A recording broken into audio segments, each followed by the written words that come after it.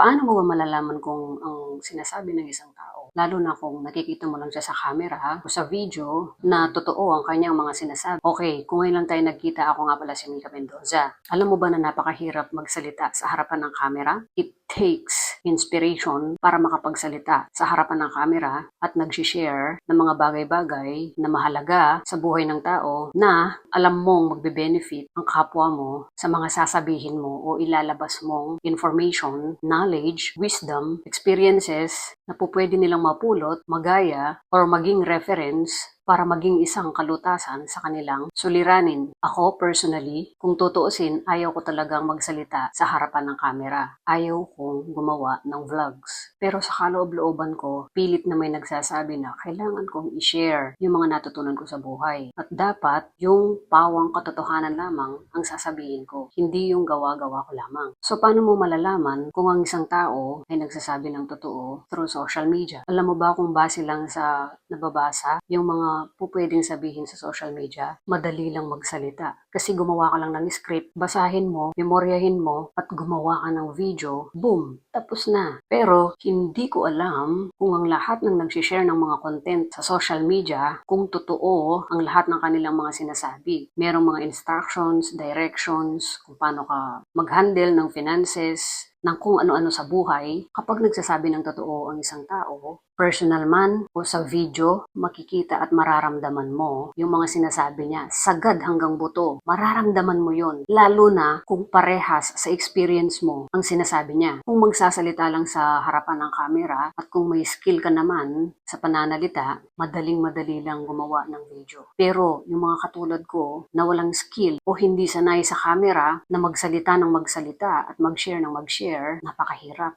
Nag-e-effort talaga ako kasi meron talagang nagsasabi sa akin na kailangan mo mag-share. Para saan yung mga na-experience mo? Para saan yung mga kaalaman mo? Para saan yung wisdom mo? Kung ikaw lang nakakaalam, tapos ang dami-daming tao dyan na mali-mali yung ginagawa nila sa buhay. And then, alam mo naman na pwede mo silang tulungan kahit sa ganitong paraan lang. Bakit hindi mo gawin? Kaya kahit ayaw kong humarap sa camera, ginagawa ko. Dahil nagkikare ako sa kapwa ko. So kung ikaw, alam mo na meron kang mga experiences na kakaiba o mga natutunan sa buhay na po pwede mo namang i-share, pwede kang gumawa ng videos katulad ko para matulungan natin ang bawat isa. Kasi simula pagkabata, baka 5 or 10 years old, pataas, lahat sila humahawak na ng cellphone ngayon. Naawa ako sa mga bata. Naaksaya lang nila yung oras nila sa panonood ng mga walang kwentang bagay. Walang laman yung mga pinapanood nila. Ikaw, kung meron kang pwedeng i-share, mag-share ka para madami tayo na mapanood ng mga kapwa natin. Kailangan natin magtulungan. Okay, yun lang yung i-share ko ngayon. Do not forget to enjoy your life, ha? And always remember God. And then, I see you on my next video. Bye!